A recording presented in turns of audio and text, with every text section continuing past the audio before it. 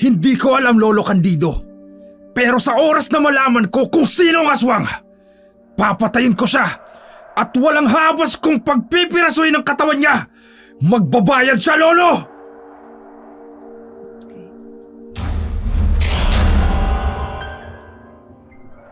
Ang mga katulad niyang manyakis ay hindi dapat nabubuhay sa mundo, ate. Isa siyang halimaw. Dinaig pa niya ang aswang na nambibiktima sa gabi ng mga mahihinang babaeng katulad natin.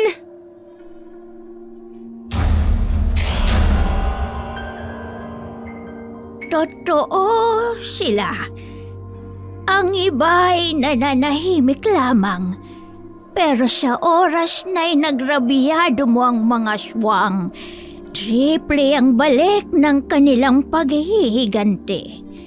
Pangil siya pangil kung sila'y maningil.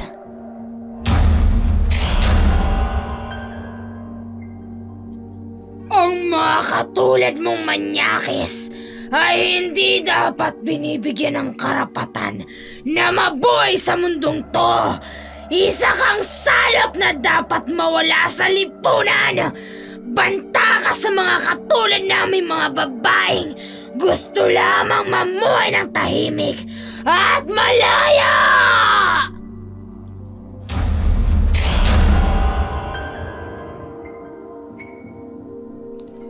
Isang mapagpalang araw po sa inyo, Dark Shadow. Itago niyo na lamang po ako sa pangalang Ygritte. Kagaya ng iba, meron din po akong isang lihim, isang kwento na matagal ko nang kinikimkim tungkol sa isang nilalang na kinatatakutan ng marami, ang aswang. Ang kwento ko pong ito ay nagsimula noong ako'y 19 anyos pa lamang. Para mas maintindihan niyo po ang lahat, hayaan niyo pong ilahad ko sa inyo ang buong kwento. Candido! Ay, Candido! Candido, bumaba ka nga rito! Ano bang problema mo, Asunsyon? Kung makasigaw ka, abot hanggang kabilang barangay. Ay, ang apo mo ay may hinipuan na naman! Ano? Oo, ay may walang hiya talaga yang si Bogs. Wala nang ginawa kundi bigyan tayo ng kahihiyan.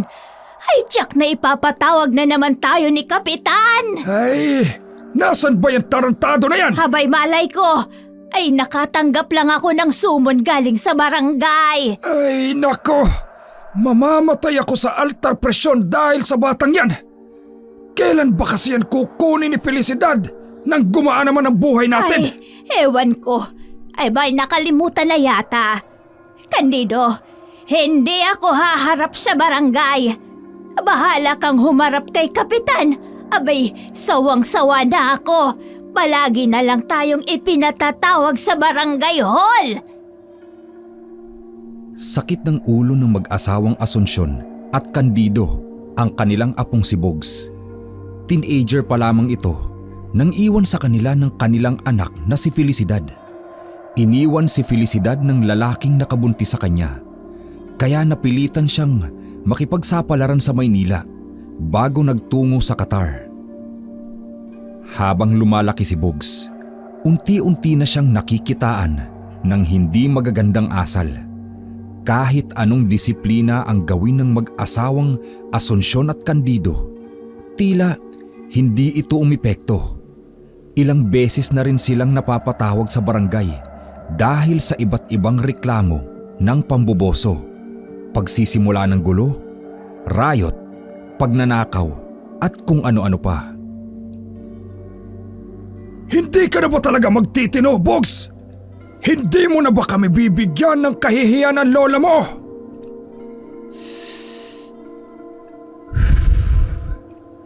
Ay nakulo, pwede naman kayong di sumugod sa barangay.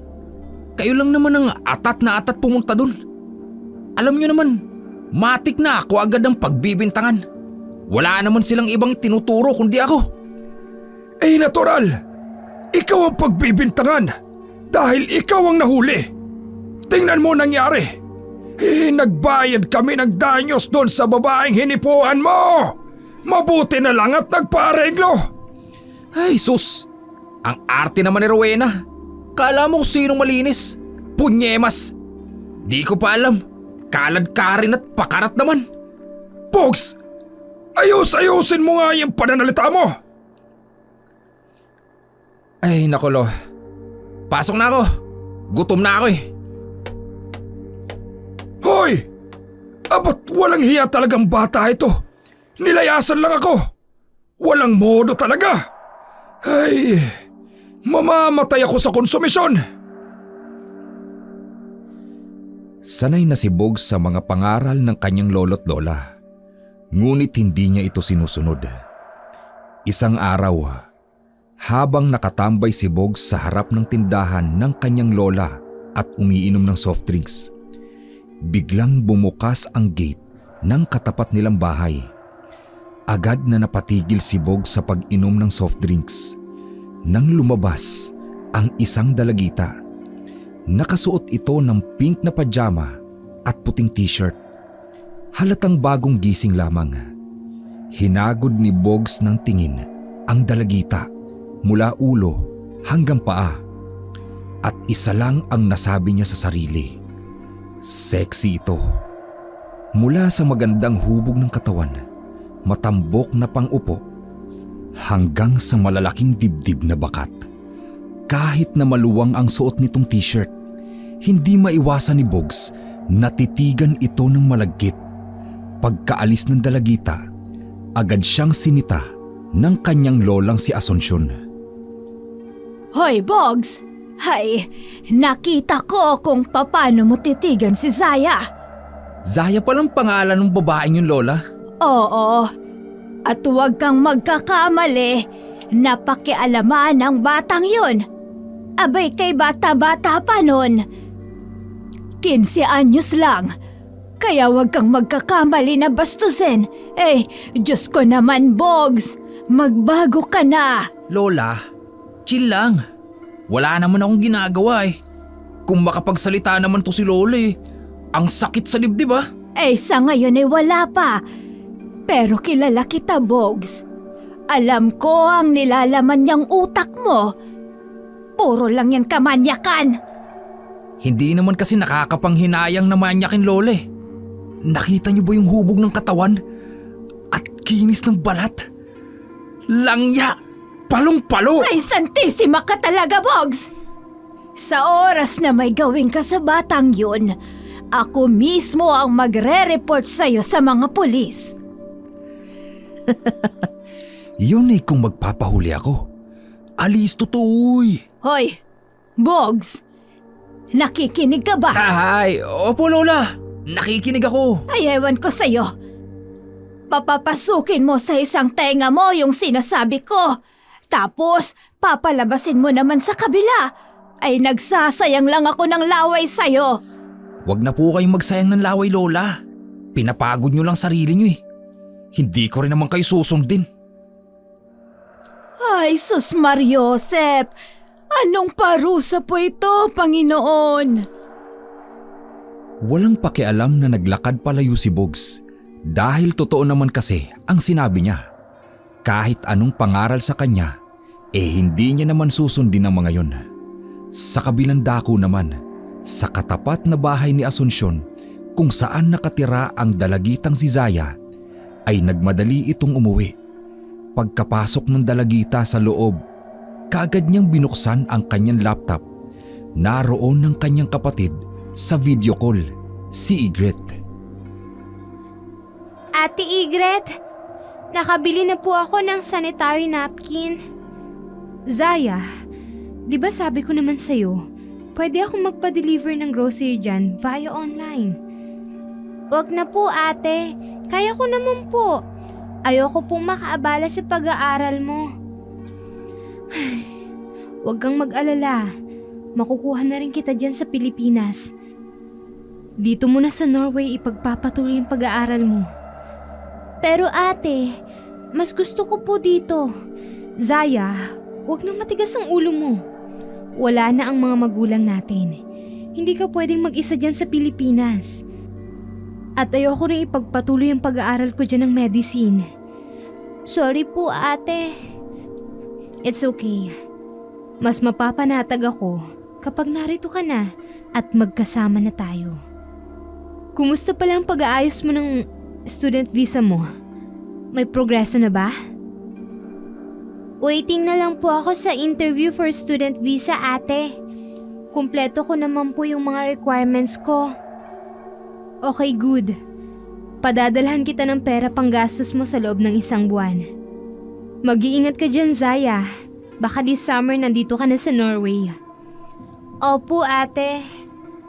Sige na. Kailangan ko pa mag-review, may exams pa ako bukas.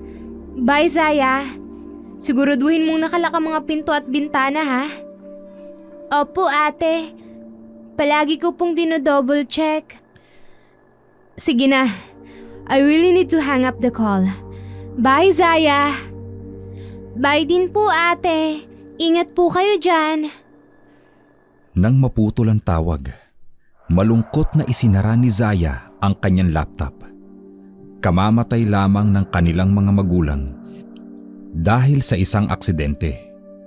Umuwi ang kanyang kapatid para sa burol at libing. Ngunit agad din itong bumalik sa Norway, kung saan ito nag-aaral mula pa noong unang taon ng kolehiyo. Kaya naman, matapos ang pagkawala ng kanilang mga magulang, nagpasya ang kanyang ate na kunin na rin siya upang doon ipagpatuloy ang kanyang pag-aaral sa high school. Tutol naman si Zaya, ngunit wala siyang magagawa. Balak na rin kasing ibenta ng kanyang kapatid ang kanilang bahay upang tuluyan ng manirahan sa ibang bansa. Kinabukasan, maaga siyang nagising dahil maaga ang kanyang pasok. Paglabas niya ng gate upang mag-abang ng padyak na papuntang kanto, isang lalaking lumapit sa kanya. Nakasuot ito ng punit-punit na sando, may hikaw sa ilong at maraming tattoo sa braso at leeg. Si Bogs. Good morning, miss. Pasok ka na? Opo. Gusto mo hatid na kita? May motor ako. Wag na po. Salamat na lang. Huwag ka na mahiya. Magkapit-bahay lang naman tayo eh. Ako nga pala si Bogs. Ako naman po si Zaya. Huwag mo na akong pinupo. Nakakatandang pakinggan eh. Bogs na lang. Pasensya na, Kuya Bogs. Aalis na ako. May padyak na pong paparating eh. Sige, maiwan na kita. Para po. Sa kanto lang. Nak ng tinapa. Tinawag pa akong kuya. Ang ganda talaga ng batang to. Parang hindi 15 anyos. Punyemas. Ang kinis. Parang kamatis na namumula. May araw ka rin sa akin, Zaya. May araw ka rin. Abot-abot ang kaba ni Zaya nang makitang humahabol pa rin ang tingin sa kanya si Bogs. Kilala niya ang lalaki na basagolero, sanggano at manyakis. Marami na itong nabibiktima sa kanilang barangay, pero paragi pa rin siyang nakakalusot. Ngunit ng araw na yun ay hindi alam ni Zaya kung bakit nilapitan at kinausap siya nito na siya namang ikinabahala niya. Sa kabilang dako naman, muling kinausap ni Asunsyon ang apo tungkol kay Zaya. Ay, ikaw, Bogs. Hindi ka na talaga marunong makinig. Sinabi ko na sa'yong tigilan mo yung bata. Tapos, nakita kita kanina, nilapitan at kinausap mo pa. Ano namang masama ron, Lola? Alam kong likaw ng bituka mo, Bogs. Binabalaan kita. Itigil mo yung kamanyakan mo. Baka makatagpo ka ng katapat mo. Hay naku, Lola. Wala akong kinakatakutan. Kahit nga ang mga tanod ni Kapitan, walang binatpat sa akin. Sa ngayon wala pa, Bogs. Pero darating ang araw, kapag hindi ka tumigil, may kalalagyan ka talaga. Tama na nga, Lola. Puro ka dada. Ang sakit mo sa tenga. Bigyan mo na nga lang ako ng pera. Alam kong nagpadala na si nanay. Bogs, kailan ka ba talaga babalik sa pag-aaral mo? Abay, nagpapakahirap ang ina mo sa Qatar para mapag-aral ka lang. Ayoko na nga mag-aaral. Kalokohan lang yan. Tsaka, andyan naman kayo. Tsaka si nanay. Isa pa, obligasyon niyo ako bilang apo at bilang anak niya. Ay, Diyos ko! Hindi ko na alam ang gagawin ko sa'yo, Bogs. Hindi ka naman namin pinalaking ganyan. Pero, bakit ang sama pa rin ang ugali mo? Wala ka nang magagawa pa, Lola. Ito na ako eh. Tama na ang drama. Bigyan mo na lang ako ng pera at mailakad pa kami ng tropa. Wala nang nagawa si Asuncion kundi bigyan ng pera si Bogs. Alam niya na kapag hindi niya ito pinagbigyan, tiyak na magwawala na naman ito at ayaw niyang mapahiya pa sa kanilang mga kapitbahay. Ilang ulit na rin niyang pinagsabihan si Felicidad na tigilan na ang pagpapadala ng pera kay Bogs. Ngunit ayaw nitong pakinggan ang kanyang kapatid. Ang tanging tugon ni Felicidad ay yun na lamang ang paraan niya upang bumawi sa mga araw at panahong iniiwan niya si Bogs para makapagtrabaho sa Qatar. Ako ang naawa sa anak natin, Candido. Bakit naman? Ay, dahil winawaldas lamang ni Bogs ang perang pinaghihirapan niya. At kahit anong pakiusap ko na wag na siyang padalhan ng malaking halaga, ayaw pa rin niya akong pakinggan. Patuloy niya pa rin pinapadalhan si Bogs. Ay, wala tayong magagawa, Asuncion. Kahit anong pigil natin kay Felicidad, ganoon pa rin ang ginagawa niya. Sana lang talaga huwag makatagpo ng aswang yang apo mo. Candido naman, katanda mo ng tao naniniwala ka pa sa aswang. Ay, Asuncion, totoo ang aswang. Noong mga bata pa kami, doon sa Negros, yung kapitbahay namin, inaswang. Kaawa-awa nga. Ay, noon mga 19 forgotten pa yon. Moderno na tayo ngayon. Wala nang ganyan. Walang masama kung tayo'y maniniwala pa rin, Asuncion. At yang ugali ni Bogs. Minsan, gusto ko na lamang makatagpo ng aswang yan para naman magtanda. Candido naman. Totoo naman napakawalang modo. Hindi na tayo ikinalang. Puro kahihiyan na lamang ang ibinibigay sa atin. Hindi na nakasagot si Asuncion. Masakit mang tanggapin. Alam niyang totoo ang sinasabi ng kanyang asawa na puro kahihiyan lamang ang dinadala ni Bogs sa kanilang pamilya. Gabi na nang umuwi si Bogs. Lasing na lasing at amoy alak. Wala sa sariling kumikilos. Huminto ito sa harap ng bahay ni Zaya. Hawak ang isang bote. Bigla niya itong inihagis ng buong lakasagit. Kasabay ng malulutong na mura na umaalingaw-ngaw sa katahimikan ng gabi. Hey! Punyeta! Sino matapag dyan? Labas! Harapin niyo ako! Magpatayan tayo dito! Sinabi na labas! Sino matapag? Diyos ko, yung lalaki kaninang umaga, nasa labas siya ng gate namin at nag-aamok. Diyos ko po, nakakatakot naman. Sana may umawat na sa kanya. Labas! Sino matapag?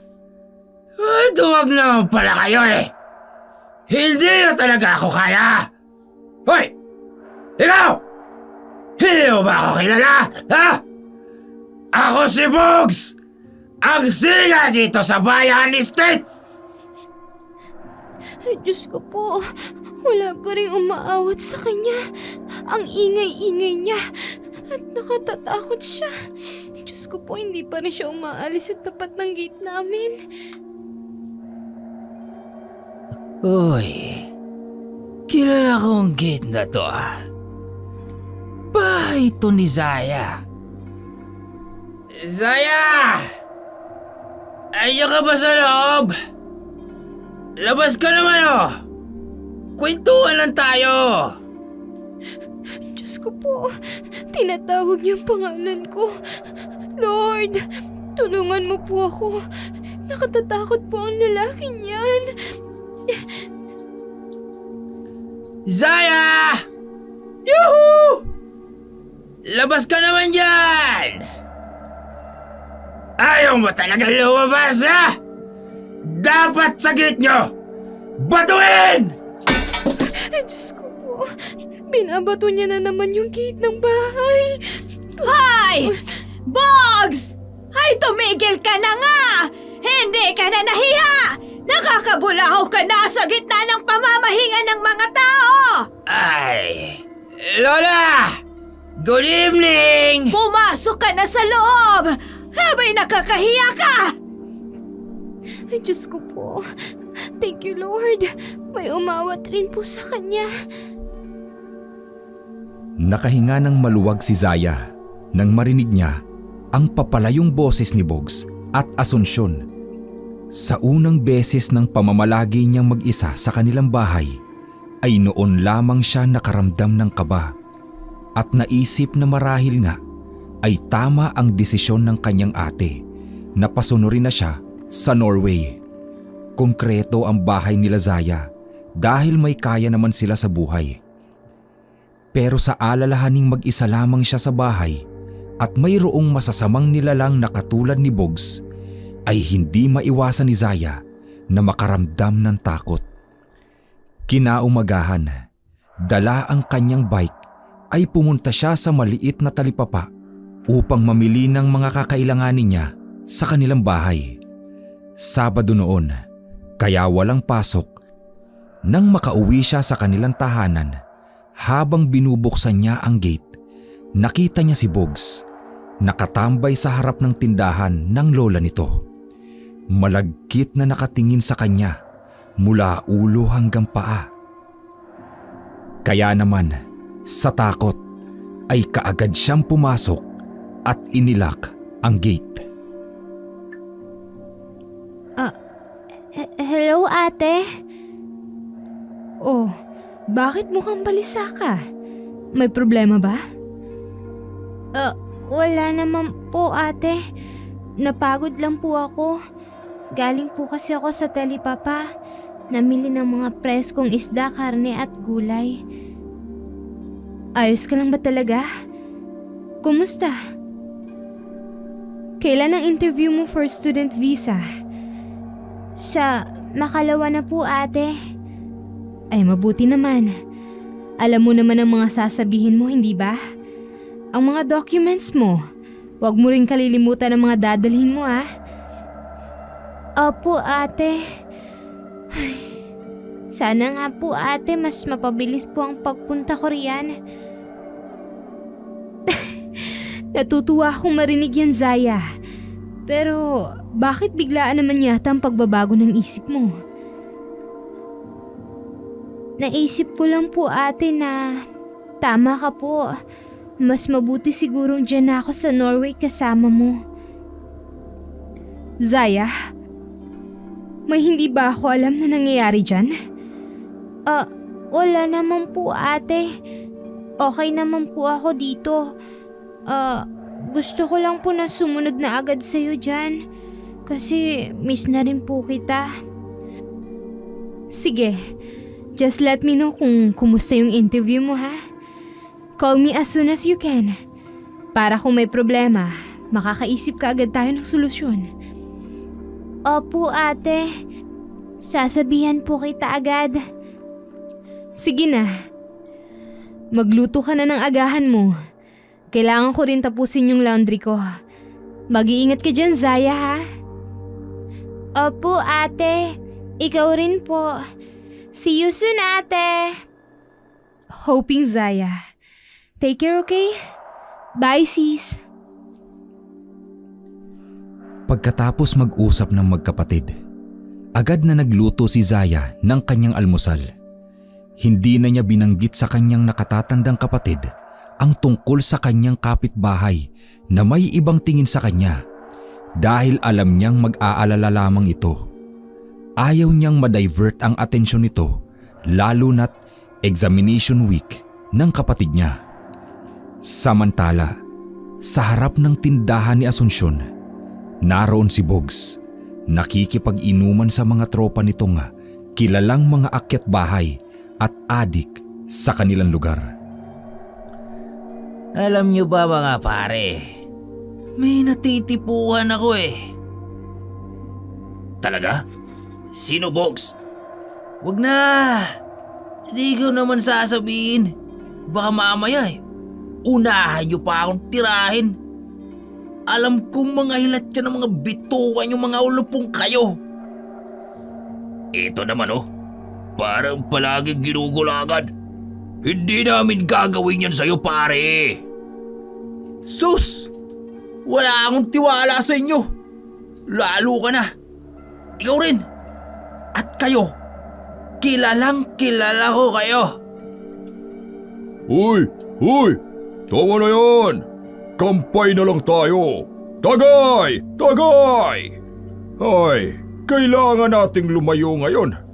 Mainit tayo dito sa barangay. Natatakot kayo sa mga kupal na yun? Ako? Hindi ako matatakot sa mga gonggong na yun. Saus! Pag ako kinanti nila, dila lang nila walang latay. Tagaan nyo yan sa bato! Malalakas ang mga boses ng mga lasing na tropa ni Bogs. Puro mura at kayabangan ang lumalabas sa mga bibig ng mga ito. Sumapit ang dilim at muling nag-abang si Bogs. Naghihintay kung lalabas ba ng bahay si Zaya. Ngunit hindi ito lumabas na siyang ikinaiinis ni Bogs. Maya-maya pa, may nakita si Bogs na isang estudyanteng paparating. Dadaan ito sa madilim na parte ng kalsada kung saan pundido ang ilaw. Dahan-dahan itong sinundan ni Bogs. Nang makita niyang parang namamatyagan siya ng dalaga, agad niyang tinakpan ang bibig nito upang hindi makasigaw. Huwag ka nang magpumiglas! Nararamdaman mo ba ito nasa tagiliran mo? Ha? Kutsilyo to! Kapag sumigaw ka, gagawan ko ng gripo yung tagiliran mo! Huwag kang sisigaw, ha? Huwag kang sisigaw! Huwag kang magkakamali! Huwag kang magkakamali. Sumama ka sa akin ng matiwasay. Nang hindi ko gawa ng gripo yung tagiliran mo.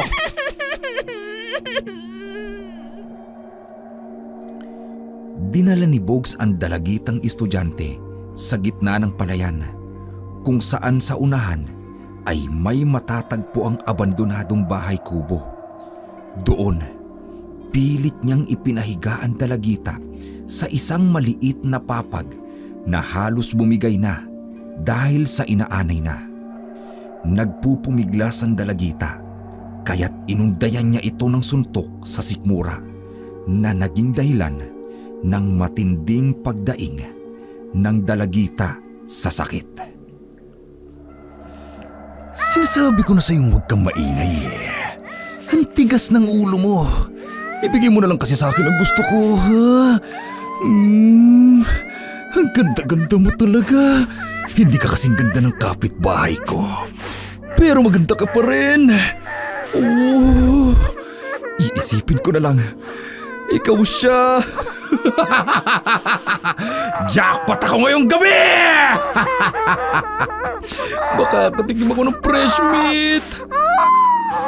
Huwag ka nasabing maingay eh. Mabilis lang to.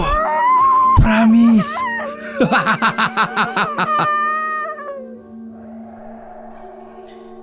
Pinagsamantalahan ni Bogs ang kaawa-awang dalagita.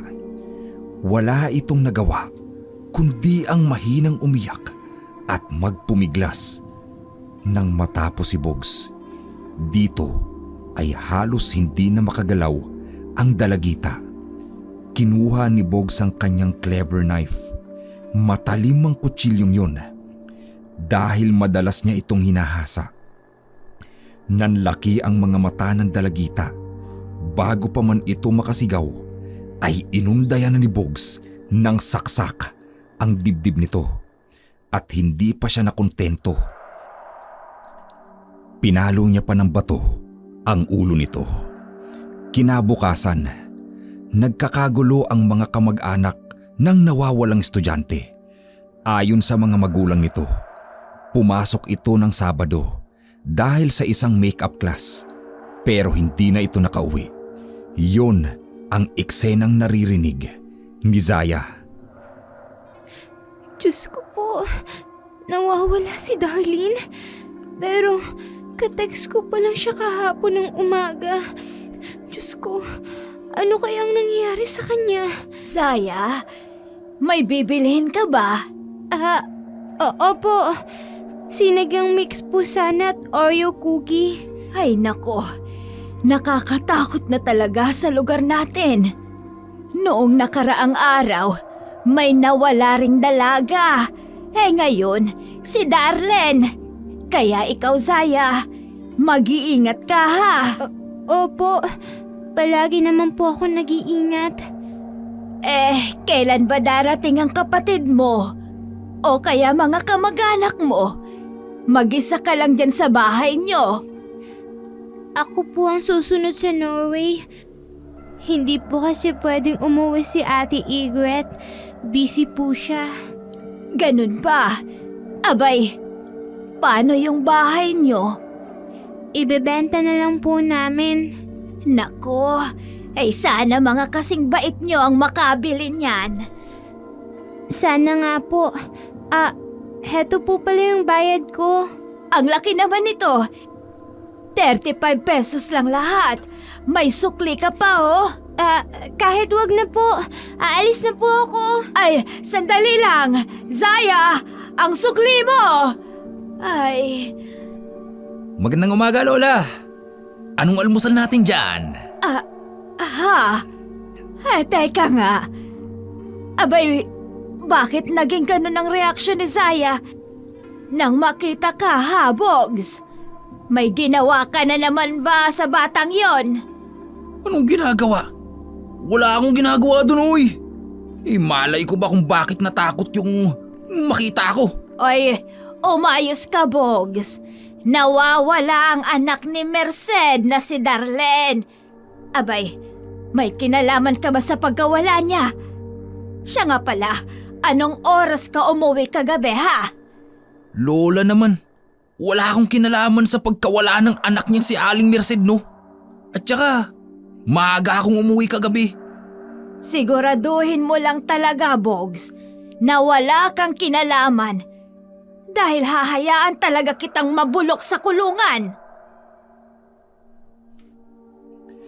Nagkibit balikat lamang si Bogs na tila walang takot sa krimen na kanyang ginawa. Samantala, nang araw na yun ay lumipad patungong Maynila si Zaya para sa kanyang interview sa kanyang application for student visa sa Norway. Nagstay lang siya ng isang gabi't isang araw sa Marriott Hotel at bumalik na rin sa kanilang barangay. At pagka-uwi niya ay kaagad niyang tinawagan ng kanyang ate Igret. Sinubukan niya naman itong tawagan nang nasa Maynila siya, pero busy ito. Hello, ate? Oh, kumusta ang interview mo? Pasensya ka na ha. Hindi ko masagot ang tawag mo nung nasa Manila ka. I was so busy. Ayos lang po, ate.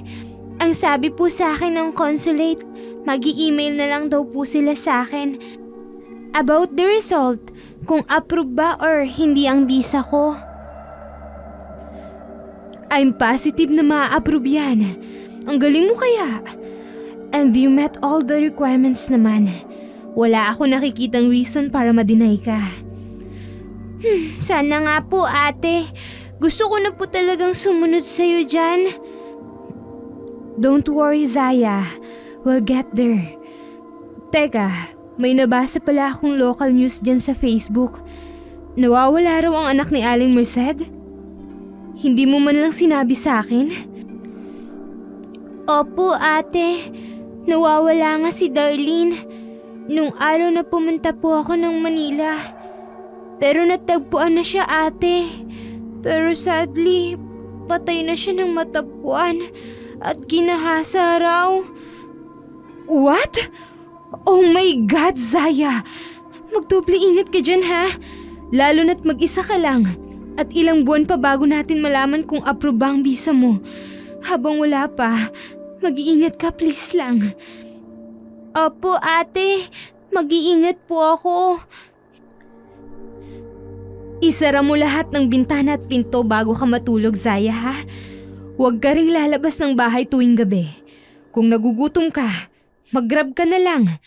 I'll send you extra money for that. Opo, ate. Gagawin ko po yan. Bumili din po ako ng mga toiletries ko when I was in Manila. Tsaka yung mga iba ko pa pong needs. Good girl. Ay, damn. Hindi ko maiwasang mag-alala dito. Grabe na talagang nangyayari ngayon sa bansa natin. Nakatatakot na. Pagkatapos ng pag-uusap ng magkapatid, naupo si Zaya sa sofa at binuksan ang TV. Maya-maya, nakarinig siya ng malakas na kalabog mula sa likod ng kanilang bahay. Bahagya niyang hininaan ang volume ng TV. Sa kadahan-dahang naglakad, papunta sa likod ng bahay at sumilip sa maliit na siwang ng bintana. Doon niya nakita ang grupo ni Bogs na nag-iinuman. Oh! Kampay! Mga kupal! Magpakalasing tayo ngayong gabi! Oo, sige mga pare! Kampay! Ay, tagay-tagay na! Tagay! Sarap talaga ng buhay natin, oh. Painom-inom lang. Dahil sa takot, agad siyang umatras mula sa bintana. Isinara ang blinds at siniguradong nakalak ang mga bintana.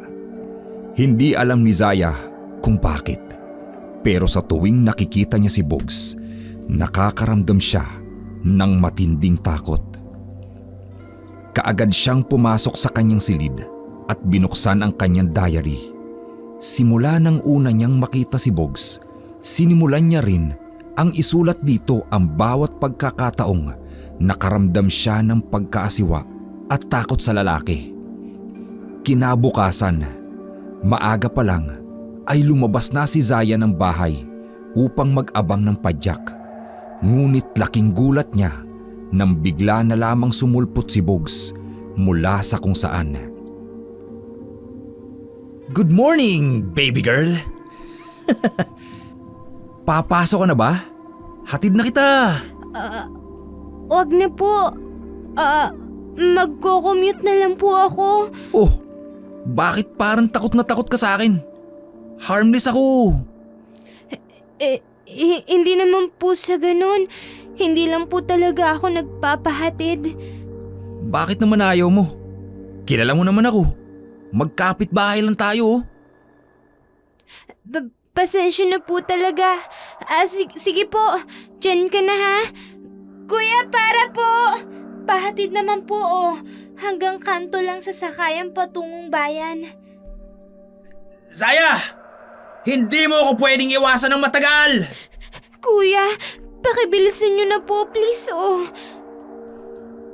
Hindi mo ko maiiwasan ng matagal, Zaya. Itutulad din kita sa schoolmate mong si Darlene. Nag-iinit na talaga ako sa tuwing nakikita kita, Zaya. Napakaganda mo. Hindi alam ni Zaya, pero kinikilabutan talaga siya sa presensya ni Bogs. Kaya naman, nang gabing yon, sinigurado niyang hindi siya lalabas pa ng bahay. Matapos ang pag-uusap nila ng kapatid niyang si Ygritte, agad siyang pumasok sa kanyang kwarto. Isinulat niya sa kanyang diary kung gaano siya natakot kay Bogs sa kanilang engkwentro ng umagang yun. Samantala, si Bogs naman ay matagal nang pinag-aaralan kung paano papasukin ang bahay ng mga Pereira. Binaklas niya ang isang bakal na nakaharang sa pader at saka eksperto niyang inakyat ito hanggang makapasok siya sa bakuran. Pagdating sa main door, minaniobra niyang mabuti. Ngunit nang mapagtantong nakadouble lock ito, lihim siyang napamura. Kaya wala na siyang ibang pagpipilian kundi ang basagin ang salamin ng bintana sa tabi ng pinto.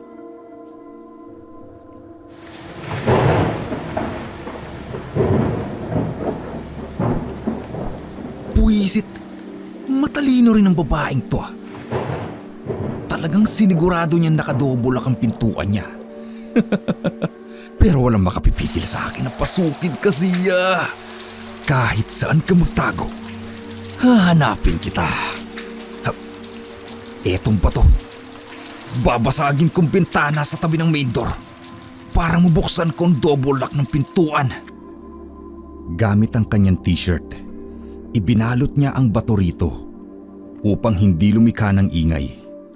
Tila nakikisama rin sa kanya ang malakas na ulan.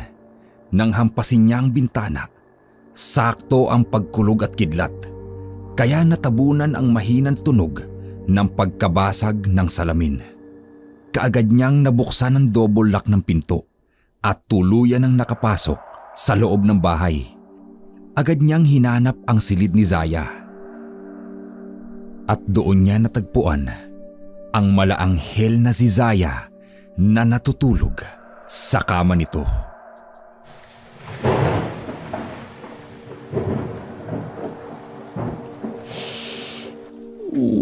Napakaganda mo talaga, Zaya. Kaya gigil na gigil ako sa'yo. Lalapitan ko siya at tatakpan ko ng mga kamay ko ang bibig niya upang hindi siya makasigaw. Katulad nito. Hello, Zaya? Sabi ko naman sa'yo, hindi mo ako maiiwasan ng matagal. Kaya ito na ako. Ako na mismo ang nagpunta dito sa loob ng bahay mo. Oh, maglalaro tayo ha. Bahay-bahayan. Ako ang asawa mo at ikaw ang asawa ko. Kunwari, kunwari, maghahanimon tayo.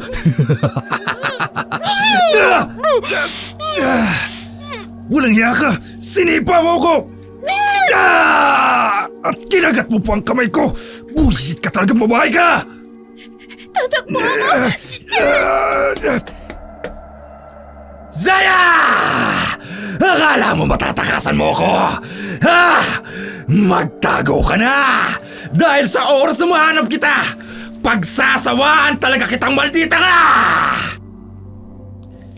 Kaagad na tumakbo si Zaya sa pinakasulok ng kanilang bahay. Balak niya sanang lumabas at humingi ng tulong, pero bumabagyo at tiyak na mas mahahabol siya ni Bogs kung tatakbo siya sa labas. Kaya kinuha niya ang kanyang cellphone at dinayal ang emergency contact sa kanilang barangay. Pero walang sumasagot. Kaya naman nag-send siya ng text na mayroong taong pumasok sa kanyang bahay. Ngunit bago pa man niya matype ang pangalan ni Bogs, ay narinig niya ang mga yabag nitong papalapit sa kanya. Kaya naman wala sa sarili niyang na-send ang text message kahit naputol yun. Zaya! Yoo! Nasaan ka na? Zaya! Huwag ka nang magtago! Alam mo namang mahanap rin kita! Zaya! Lord, tulungan niyo po ako. Huwag niyo po akong hayaang makita dito sa pinagtataguan ko. Zaya! Zaya! Lumabas ka na! Bilis na! Magagalit na ako! Diyos ko po, papalapit na siya dito sa kinaroroonan ko. Sabi nang huwag ka na magtago eh! Kapag ako magalit, sisirain kong lahat ng mga gamit nyo dito sa bahay! Lumabas ka na! Natatakot na po ako. Sana po may tumulong sa akin. Nakakatakot siya. Para siyang aswang. Bungag na bungag siya sa droga. Bibilang ako ng 4, Zaya! Kapag hindi ka lumabas, pagbababasagin ko lahat ng mga gamit nyo rito! Labas na! Diyos ko po. 1, 2, Tatlo! Ayaw mo talagang lumabas? Malapit. Nagpapalapit na siya dito sa akin. Yoo! May Nasaan ka ng babae ka? May kinuha siya rolling pin ko. Hindi. Babasagin niya mga gamit namin sa kusina. Ayaw mo talaga, ha? Pwes! Ito ang bagay sa mga kagamitang to! Ah!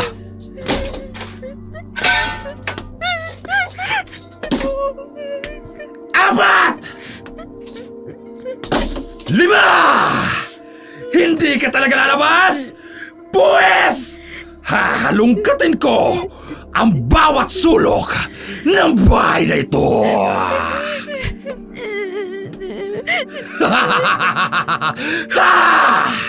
Huli ka! Hindi! Lumayo Halika ka dito! sa amin! Pinahirapan mo pa ako, maldita ka!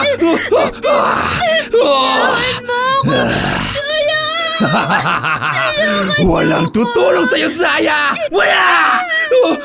Maaangkin na kita ngayong gabi! Iwan mo ako! Napakaganda mo talaga. Pagsasawaan ko muna ang mura at inosente mong katawan, Zaya. Matagal na akong gigil na gigil sa'yo! Sa wakas, magiging ka na rin! Nilamon ng malakas na kulog, kidlat at buhos ng ulan ang bawat sigaw ng paghingi ng tulong ni Zaya. Samantalang si Bogs naman ay malademonyong ngumisi habang pinagmamasdan ang walang kalaban-labang dalagita. Sa mga sandaling yun, nagtagumpay si Bogs sa kanyang maitim na balak kay Zaya. Matapos niya itong mapagsamantalahan, hinampas niya ang ulo ni Zaya gamit ang rolling pin. Dahilan upang mawalan ito ng malay. Balak na sana niyang saksakin si Zaya nang bigla siyang makarinig ng mga taong paparating. Sinisigaw ang pangalan ng dalagita. Zaya! Naririto ka ba? Natanggap namin ang text mo! Humihingi ka ng tulong! Zaya! Zaya! Zaya, asan ka? Zaya, mga tanod kami ng barangay! Walang hiya! Humingi pala ng tulong ang malditang to! Hindi! Kailangan ko nang makaalis dito bago pa nila ako mahuli! Puisit! Hindi nila dapat ako mahuli! Hindi dapat! Doon lamang napagtanto ni Bogs na nakahingi pala ng tulong si Zaya. Dahil sa inis at pagkataranta, kaagad siyang tumakbo palabas ng bahay ng mga Pereira. Hindi na naisip na tapusin ang buhay ng dalagita. Kinabukasan, pumutok ang balita tungkol sa nangyari kay Zaya. Kaagad ding may kumontak sa kapatid nitong si Igret upang ipaalam ang nangyari sa kapatid nito. Samantala, sa bahay nila Asunsyon, kaagad na sinita ni Asunsyon si Bogs. Hoy! Bogs! Bogs! Bumangon ka nga riyan! Bangon sabi, Bogs! Ano ba, Lola? Ano ba problema mo? Ang aga-agi. Abay, walang hiya ka? Anong ginawa mo kay Zaya, ha? Ha? Huwag ka na ngang magmaang-maangan pa! Ikaw ang nanloob sa bahay nila kagabi, ano? At gumahasa sa pobreng dalagita! Wala akong alam sa sinasabi mo, Lola. Ikita nyo naman, oh. Andito ako sa kwarto. Ay! Aray ko naman, Lola! Bakit mo ako sinampal? Nagsisinungaling ka pa. Ano tong mga kalmot mo sa braso? Itong mga hibla ng buhok sa damit mo. Madre de Diyos, Bogs! Anong gagawin mo, ha? Ihahabla mo ako? Sige, subukan mo! Ha? Subukan mo, Lola! Susunugin ko ang bahay na to para pareho tayong pupulutin sa wala! Walang iyak ka talaga, Bogs! Lola? Ano nangyayari sa'yo? Hindi ako makahinga. Tulong. Tulungan mo ako. Alam mo Lola, kawawa ka sa ani. Kaya lang, kapag niligtas kita, sigurado kong sasabihin mo sa mga pulis na akong may gawa ng panggagahasa kay Zaya. Kaya, wag na lang. Mas mabuting mamanghinga ka na. Total naman matanda ka na rin naman. Bogs, tulong. Parang awa mo na. Ayan, natumba na siya. Ngayon, aarte na ako na parang ulirang apo. Ay, Lolo! Lolo! Tulong! Tulong! Si Lola! Tulong, Lolo! Tumakbo si Bogs palabas habang buhat-buhat ang kanyang lolang si Asunsyon na tila ba isang nag-aalalang apo. Kasunod naman niya si Candido na agad na pumara ng tricycle. Pagkapasok ng dalawang matanda sa sasakyan, lihim na napangiti si Bogs. Sinindihan niya ang kanyang sigarilyo at tinanaw ang katapat na bahay ng mga Pereira. Doon niya nakita ang isang napakagandang babae na kakababa lamang mula sa isang grab car. May pagkakahawig ito kay Zaya, ngunit mas matangkad at mas maputi. Halatang hindi ito purong Filipina. Napalunok si Bogs habang hinahagod ng tingin ng babae. Muling nabuhay ang kadiliman at ang kademonyohan sa kanyang isipan. Mukhang may bago na naman siyang mabibiktima. Komatos ang Lola Asunsyon mo. Ganun ho ba, Lo? Kawawa naman si Lola. Ano ba kasing nangyari, Bogs? Bakit inatake ang lola mo? Aba, Lo, malay ko. Basta nakita ko na lang ho siya na humandusay na lang sa sahig. Ipagdasal na lang natin na maging maayos ang lagay niya. Opo. Teka lang pala, Lo.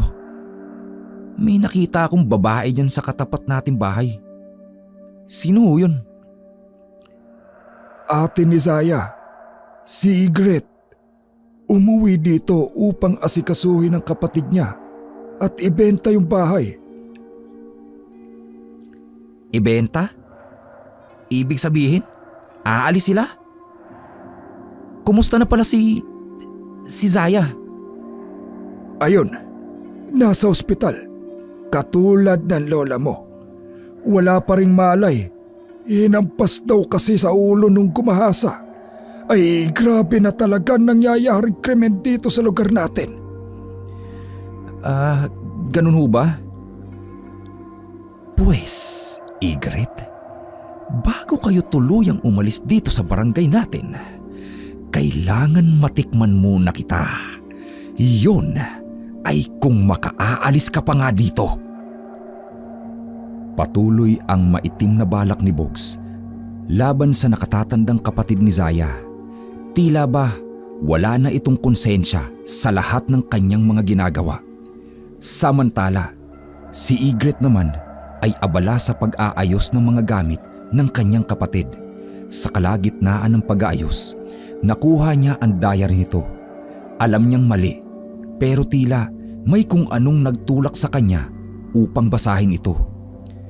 Kinabukasan, habang nag-aabang si Igret ng masasakyan patungo sa ospital, may lumapit sa kanyang isang lalaki, puno ng tato. Marami itong hikaw, pati na rin sa kanyang ilong. Hi, miss! mukhang bago ka dito ah. Oo, kadarating ko lang nung isang araw. Ako nga pala si Bogs. Ikaw si Bogs? Kilala mo ako? Hindi. Pero sinabi mo ng pangalan mo, kaya ako nalaman. Ganun ba? Nako, siya nga pala. Nabalitaan kong nangyari sa kapatid mo. Kumusta na pala siya? Ligtas na siya. Wala pa nga lang malay. Sige, aalis na ako. See you, Bogs. Sige. See you. Mas maganda ang kapatid na ito ni Zaya. Palibasa, mas mature na. Tingnan mo nga naman ang pagkakataon, no? Mukhang matutuhog ko pa yung magkapatid. Maghintay ka lang, Ygritte. Sisiguraduhin kong mas mauuna kang mamatay sa kapatid mong nakaratay pa rin sa ospital.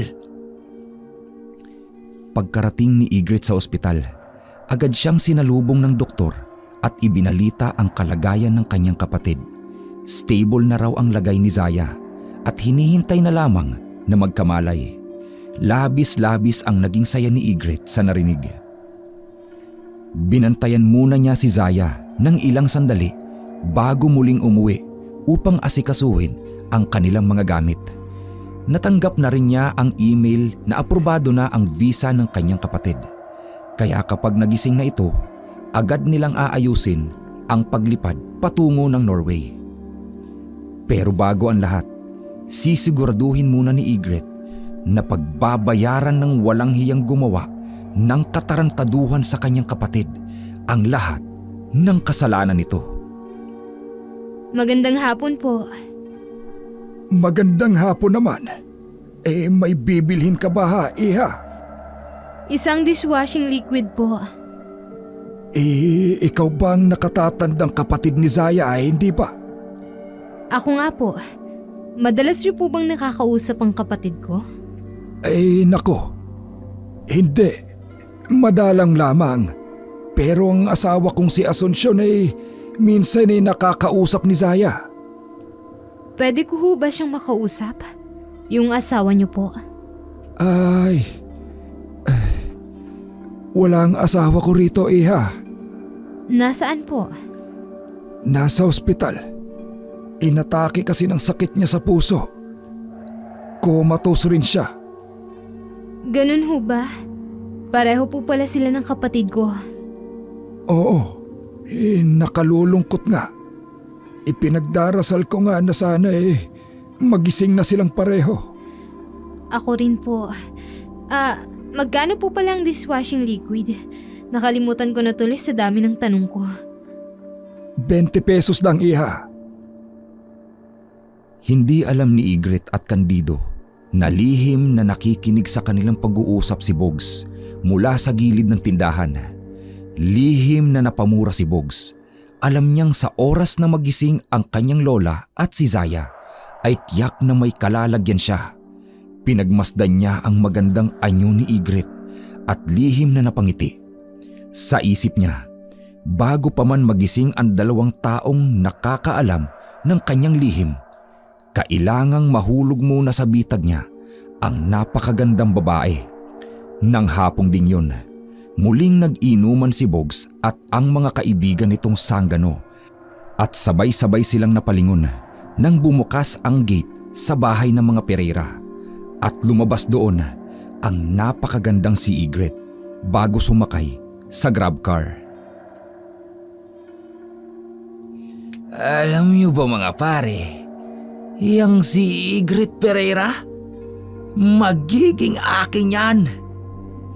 Bilangin niyong mga araw at sisiguraduhin kong magiging akin yan. Ay sus, ang hambog mo, Bogs. Sa ganda noon, papatulang ka. Hindi lang yon sa ibang bansa nag-aaral. Hindi ka uubra doon, oy. Ba't kupal ka? Ano akala mo sa akin? Mahina? Hoy! Tigasin to, Dre! Ay, tiga natin kung hanggang saan naabot yung yabang mo. Puro ka Bats! Langya talaga. Nahihina kayo sa akin. Itong tanda nyo, mga chong. Wala pang isang linggo. Babagsak sa mga palad ko ang babaeng yon. Tagay na lang tayo mga Dre! Mukhang matindi na ang tama ng kupal na ito eh! Yung mayabang na naman! Ulats naman! Nagtawanan ang mga barkada ni Bugs. Bagay na ikinaiinis naman niya. Wala kasing kaalam-alam ang mga ito sa mga krimeng ginawa niya. Ayaw niyang may makaalam, lalo na't kapag nakasinghot na ng droga ang mga barkada niya, ay nawawalan ang mga ito ng kontrol sa kanilang mga sinasabi. Hating gabi na nang matapos ang inuman nila. Ang iba sa barkada niya ay umuwi na, habang ang iba naman ay nakatulog na sa kalasingan. Samantalang si Bugs, hilo at pasuray-suray na naglalakad sa gilid ng kalsada pauwi sa kanila. Nang makarating na siya sa tapat ng kanilang tindahan, napansin niyang may isang figura na nakatayo sa unahan niya. Sinipat-sipat niya ito at napagtantong isa itong sexing babae. Agad siyang napangisi at umandar na naman ang kanyang kamanyakan. Ngunit pagtingin niyang muli, bigla na lamang itong nawala sa kinatatayuan nito. Langya, nasaan na yun si Miss Sexy? Bakit nawala? Ay, nariyan lang siya kanina eh. Paano ka napunta dito? Samantalang andun ka kanina sa... Sinaksak niya ako sa braso. Anong kasalanan ko sa'yo? Bakit mo ako sinaksak? Anong... Hindi! Ang mga kuko niya! Ang haba! At itatarak niya to sa isa ko pang braso! Hindi! Ah! Tulong! Lolo Candido! Lolo Candido! Tulong! Ah, tama na! Kung sino ka man! Tama na! Sobrang sakit!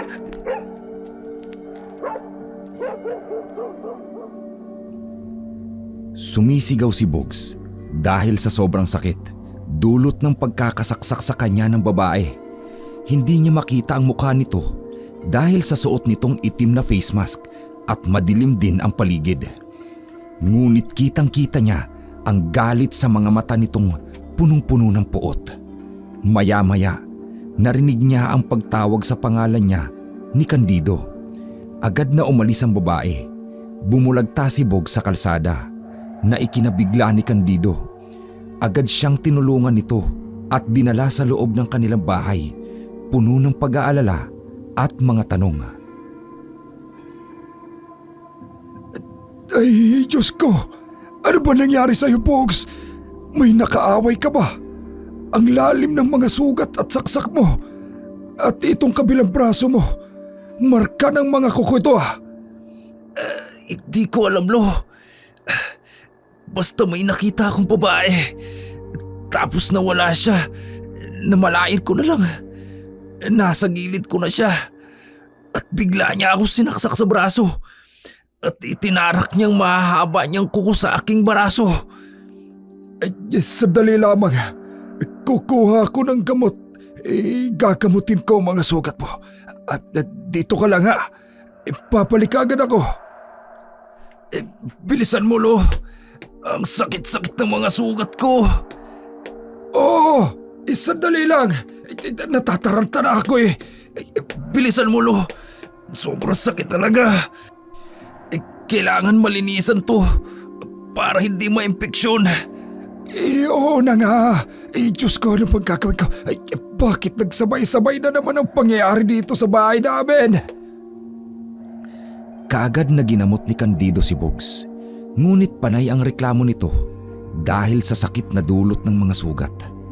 Kinabukasan, napasigaw si Bogs nang makita ang maraming dugo sa kanyang higaan. Agad siyang dinaluhan ni Candido at nagpasya itong dalhin siya sa ospital. Kagad namang nilapatan ng lunas ang mga sugat ni Bogs at pinauwi rin siya nang sumapit ang gabi. Pumunta si Candido sa ospital upang magbantay sa asawa niyang si Asuncion. Dahilan upang maiwang mag-isa si Bogs sa kanilang bahay. Rico, pakshit naman oh. Ang sakit talaga. Kung sino ka mang babae ka, hahanapin talaga kita at papatayin kita. Leche, bakit may narinig akong parang bumagsak sa bubong namin? May kalabog ka. Makalabas nga.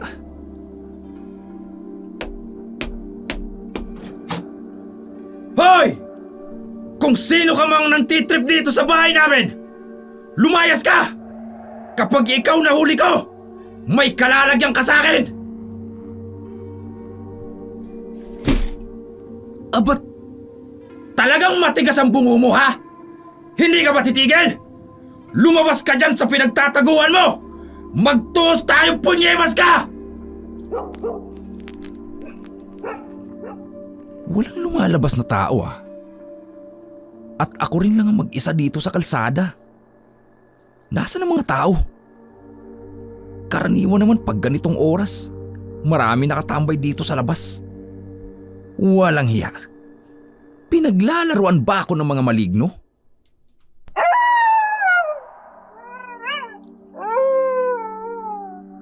Pakshit! Biglang umalulong ang mga aso. Biglang nagtayuan ang mga balahibo ko ah. Eh nako, makapasok na nga sa loob ng bahay. Anong klaseng nilalang to sumulpot sa harapan ko? Parang isang alimok. Hindi! Aswang! Hindi! Sinasakal niya ako!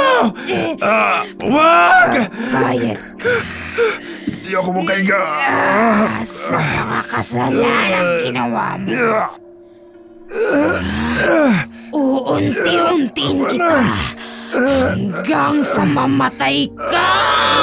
Tulong! Tama na! Hindi ako makahiga!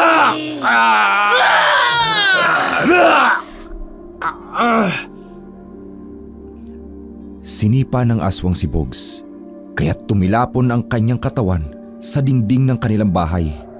Hindi siya agad nakatayo dahil sa mga sugat sa kanyang braso. Hindi pa nakontento ang aswang at muli siyang sinugod, binigyan ng isang malakas na sipa sa sikmura na nagpaubo sa kanya ng dugo. Tama na! Mahawa ka sa akin. Di ko na kaya. Kulang pa yan, Bob. Kulang na kulang pa! Sino ka ba? Bakit mo ko kilala? Wala akong atraso sa iyo, aswang ka. Tama na! Binitiwan ng aswang ang leeg ni Bogs bago ito muling umalis. Hinang-hina si Bogs na bumulagta sa lupa. Waring isa siyang lantang gulay na walang kalakas-lakas.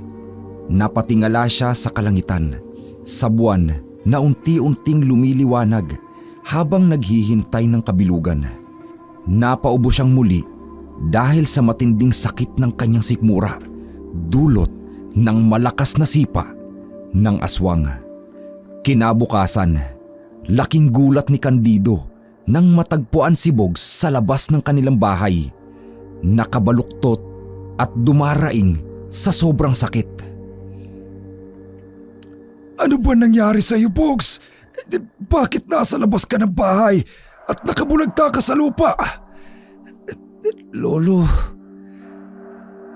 yung umatake sa akin, isang aswang. Ano? Paano mo nasabing isang aswang, Bogs? Sinalakay niya ako kagabi, Lolo. Ang buong akala ko, may nambabato lang sa bubong natin. Kaya lumabas ako.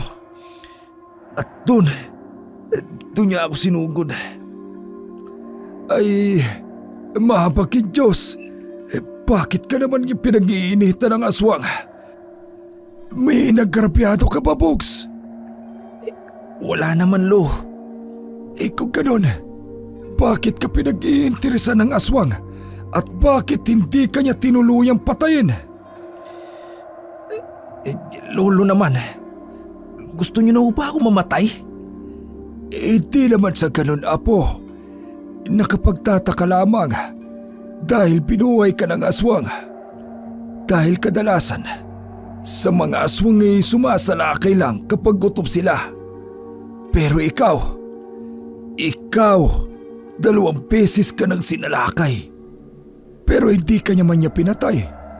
Sinusugatan ka lamang niya. Na tila ba gusto ka niyang maghirap? Iyan din ang sinasabi niya sa akin. Gusto niya akong mahirapan. Ay kung ganon, maaaring may inagrabyado ka na kapamilya ng aswang na yon. Pero sino naman kaya, Lo? Wala naman akong inaagrabyado. Rico, ang sakit ng mga sugat, sikmura at likod ko. Punyeta, pambihirang buhay to. Yan bunganga mo, Bogsa.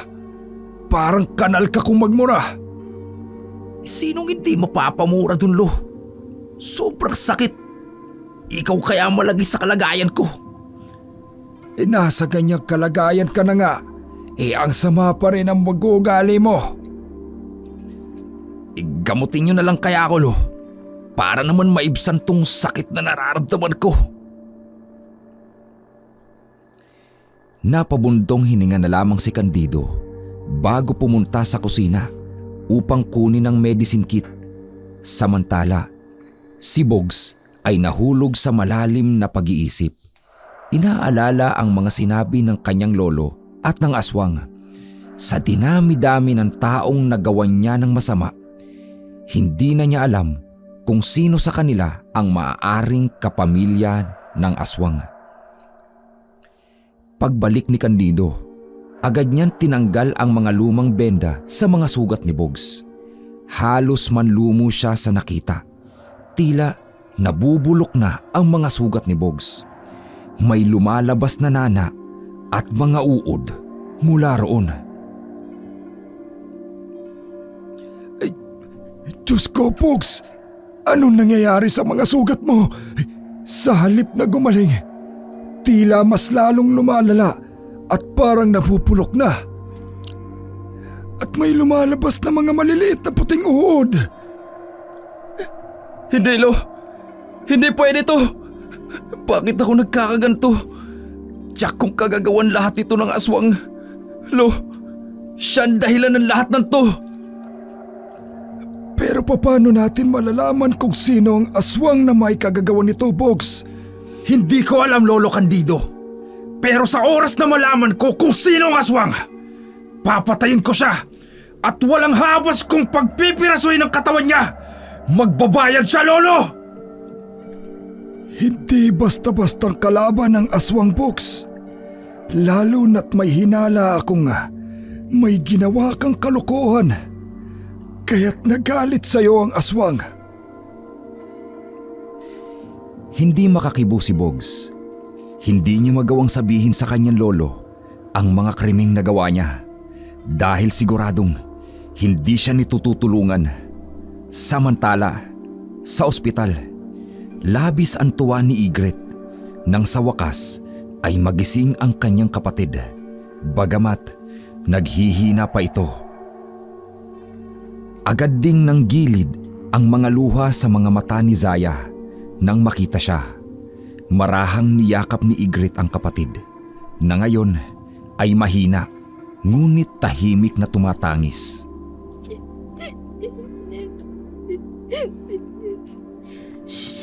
Tahan na bunso. Narito na si ate. Hindi kita pababayaan. Patawarin mo ko.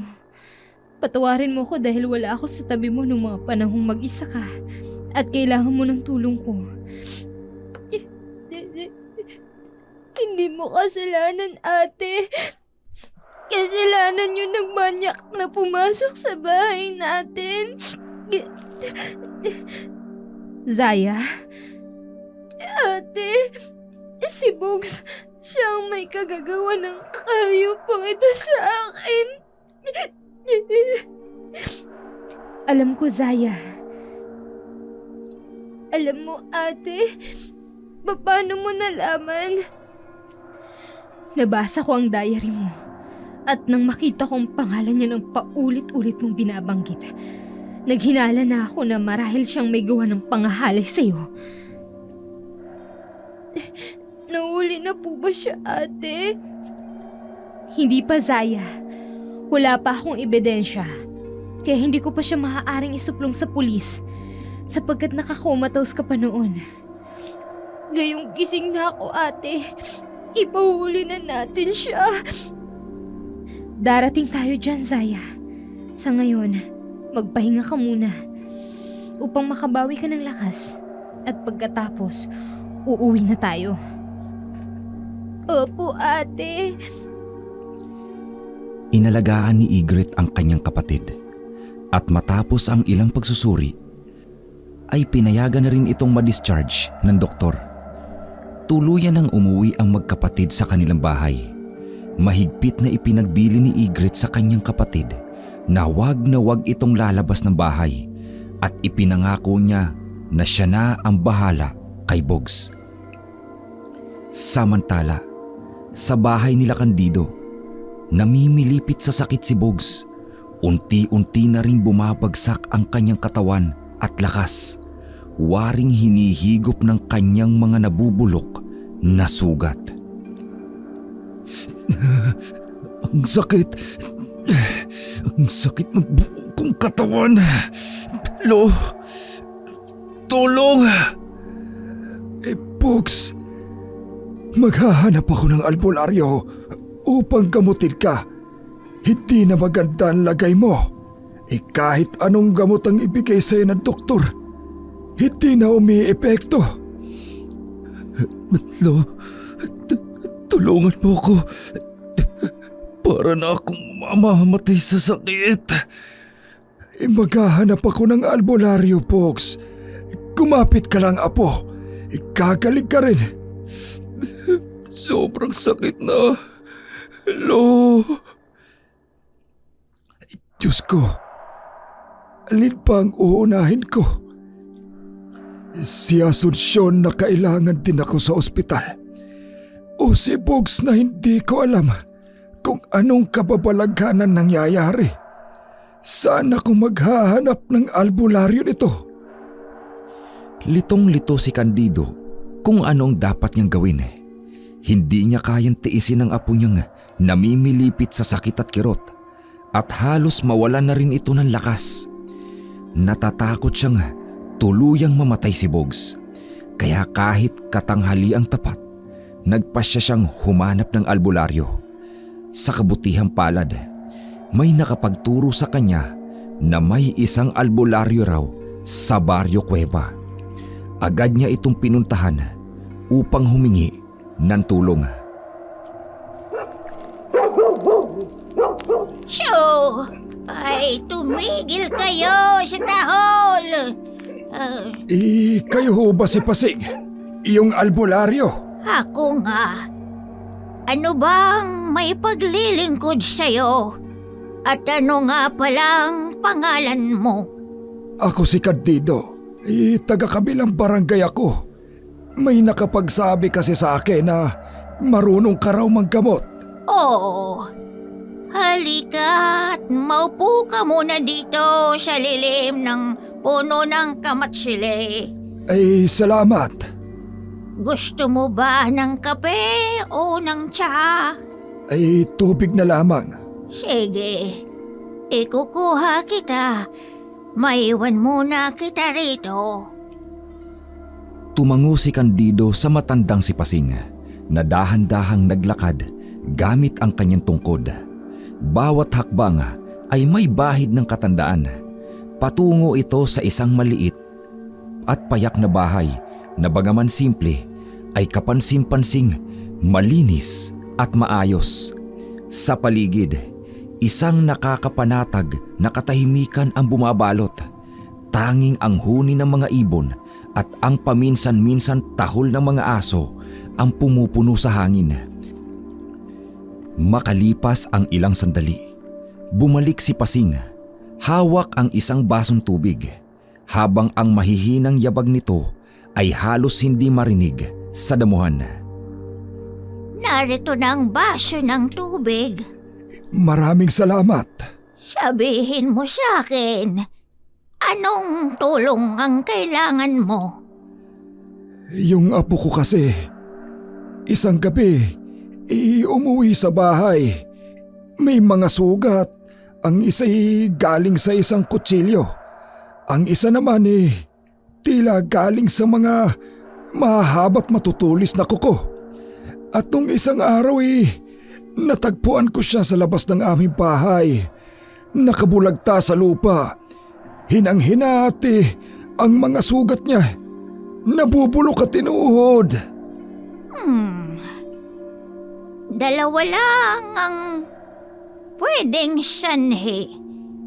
Maaring kinulam ang apo mo o maaring likha yun ng isang aswang. Ang tanong bakit hindi pinatay ng aswang ang apo mo? Siguro meron siyang atraso para pahirapan siya ng ganito. Iyon nga rin ang pilit kong tinatanong sa kanya. Pero sabi niya wala naman daw. Ganon ba? Kami ba ay matutulungan mo? Susubukan ko. Makakapagbigay ako ng halamang gamot para sa kanyang sugat. Pero titingnan ko muna ang kanyang kalagayan kung gaano na ito kalala. Kung ganon, sumama ka sa akin sa kabilang barangay. Mag-aarkila na lang ulit ako ng habal-habal papunta ron. O siya, sige. At isasara ko lang ang aking bahay kubo at pakakainin ang aso ko. Hintayin mo ako dito. Mabilis lang ako. Sige. Pagkatapos ikandado at pakainin ni Pasing ang kanyang mga alagang aso, agad na silang gumayak paalis. Tulad ng sinabi ni Candido, umarkila nga ito ng habal-habal na masasakyan nila patungo sa kabilang barangay kung saan siya nakatira. Pagkarating nila sa tahanan ni Candido, nadatnan nila si Bogs na nanginginig. Tumitirik na ang mga mata at may sobrang taas na lagnat. Agad na nataranta si Candido habang si Pasing naman ay dali-daling lumapit kay Bogs at sinalat ang pulso nito.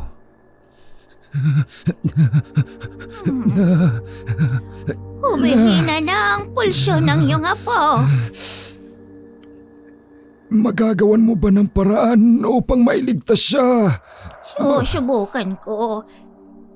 Matindi ang laso na nasa kanyang katawan. At mukhang tama ka nga. Matindi ang galit ng may gawa nito sa kanya. Diyos ko, nakikiusap ako sa iyo, Panginoon. Tulungan mo ang aking apo. Iabot mo sa akin ang bag. Nayari sa bure. Eto. Papahiran ko ng banal na langis ang kanyang mga sugat. Ipagtaboy mo ang dilim ng kasamaan. Hugasan mo ang sugat na iniwan ng nilalang ng kadiliman. Ipagkalob mo ang lunas at katahimikan. Maghilom ang laman, mawala ang kirot at bumalik ang lakas. Salamat at unti-unti nang pumapayapa ang aking apo. Pansamantala lamang yan. Anong ibig mong sabihin?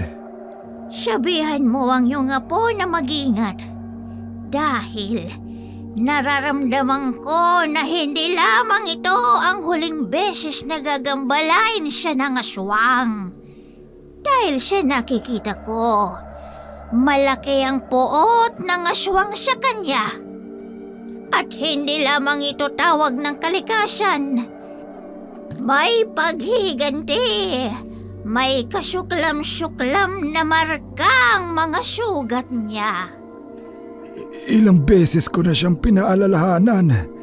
Hindi ko lubos na akalain ang mangyayari sa amin ito. Noon, nagkakasya lamang ako sa kwento ng aking lolo tungkol sa aswang. Ngayon, totoong nararanasan na namin.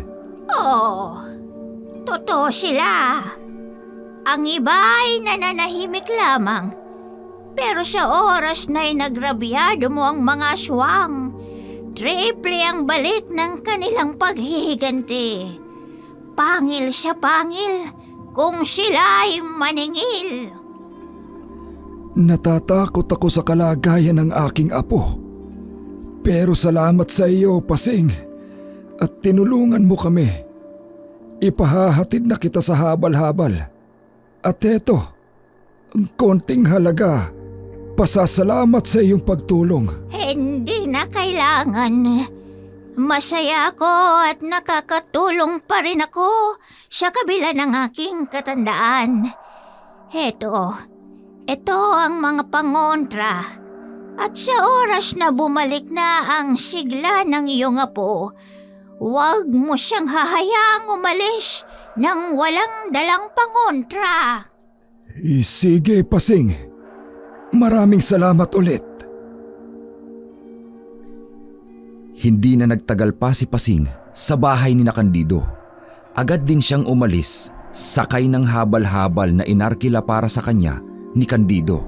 Samantala, sa bahay ng magkapatid na sina Ygritte at Zaya, umiiyak na naman ang dalagita, dala ng matinding trauma sa nangyari sa kanya.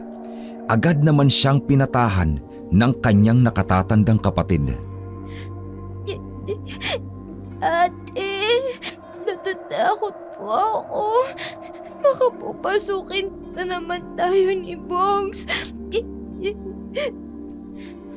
Tahan na, Zaya. Huwag kang mag-alala. Narito si ate. Ako na ang bahala. Hindi ka na niya ulit masasaktan. Ipakulong na lang kasi natin siya, ate. May mas matindi akong plano, Zaya. Magtiwala ka lang sa akin. Pero ate, natatakot po talaga ako. Kagaya ng sabi ko, Zaya, narito lang ako. Hindi kita pababayaan. At huwag kang mag-alala. Pagbabayaran natin ang Bogs na yan. Habang mahigpit na nakayakap si Zaya sa kanyang ate Ygritte, nangangalit naman si Ygritte sa tindi ng galit. Hindi na niya mapigilan ang panginginig ng kanyang mga kamay. Gusto na niyang makapaghiganti kay Bogs. Samantala, sa bahay ni Candido at Bogs, abot langit ang tuwa ni Bogs dahil sa wakas ay bumuti na ang kanyang pakiramdam. Naigagalaw na niya ang kanyang mga braso at halos naghilom na rin ang kanyang mga sugat. Unti-unti nang bumabalik ang dating kayabangan nang minsang bahag ang buntot na si Bogs. Papalabas na sana siya ng bahay nang tawagin siya ng kanyang lolo. May iniabot ito sa kanya, isang bagay na hindi niya agad mawari kung ano. Ano ho yan, Lo? Pangontra ito. Bigay ng albularyang gumamot sa iyo. Ang sabi niya, huwag mo raw iwawalay sa katawan mo ang mga ito dahil matindi raw ang galit sa iyo ng aswang. Lakas ng tama naman nun, Lo. Anong kala nyo sa akin? Mahina? Hindi ko kailangan ng mga yan. At yung pesting aswang na yan, hahanapin ko yan at papatayin. Ang laki ng kasalanan ginawa niya sa akin. Ay, hindi ko na alam ang gagawin sa iyo, Bogs. Kung ayaw mo itong kunin, ay siya, ay bahala ka. Basta't malinis ang konsensya ko. Binalaan kita. Sige, aalis na ako. Pabantayan ko pa ang Lola Asuncion mo sa ospital. Sige lo. Kumusta nyo na lang po ako kay Lola ha? Ay, tarantado ka talaga! Yun kung magising pa yung matandang yun. Naku, makalabas na nga't makipag-inuman sa mga tropa. Mabuti na lang, nauto ko yung nanay ko na padalhan ako ng pera. May pangtoma na naman si Bogs! Gaya ng nakagawian, muling nakipag-inuman si Bogs sa kanyang mga tropang tambay. Nakaubo sila ng isang kahon ng beer.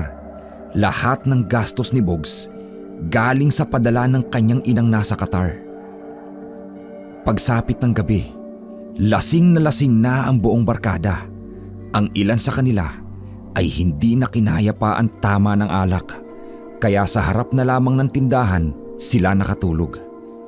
Kabilugan ng buwan noon, kaya maliwanag ang buong paligid. Susuray-suray na naglalakad si Bogs habang muli na namang naghahamon ng away.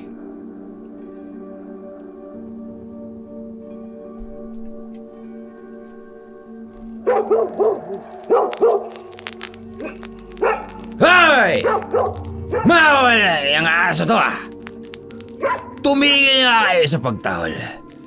Gusto yung gawin ko kayong aso sena, ha?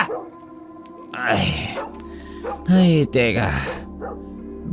Bakit parang nilo yata ako? Hindi pa naman ako lasing.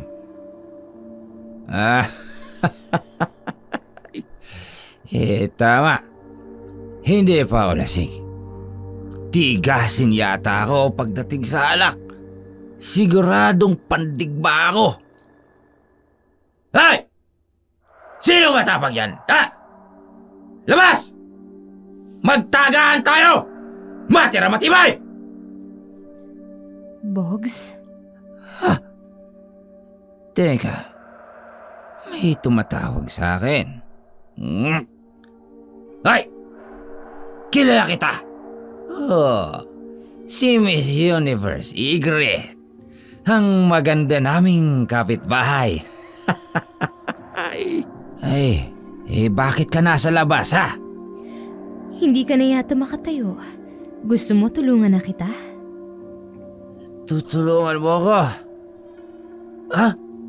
Ako? Hindi ka takot sa akin? Bakit naman ako matatakot sa'yo? Halika, tutulungan na kita. Sige. Gusto ko yan. Libreng chancing na rin. Hawakan mo ako, Miss Beautiful. Grabe. Ang ganda-ganda mo talaga. Sobrang bango mo. Hindi makapaniwala si Bogs nang makita sa harap niya ang napakagandang kapitbahay na matagal na niyang pinagpapantasyahan. Si Ygritte. Hindi niya alam kung saan siya nito dadalhin hanggang sa mapagtanto niyang tinatahak nila ang daan patungo sa isang abandonadong kubo, ang parehong lugar kung saan niya minsang pinagsamantalahan ang estudyanteng si Darlene. Ang hindi niya maunawaan kung paano nalaman ni Ygritte ang tungkol sa lugar na yon. Pagkapasok nila sa kubo, bigla siyang sumugod kay Ygritte.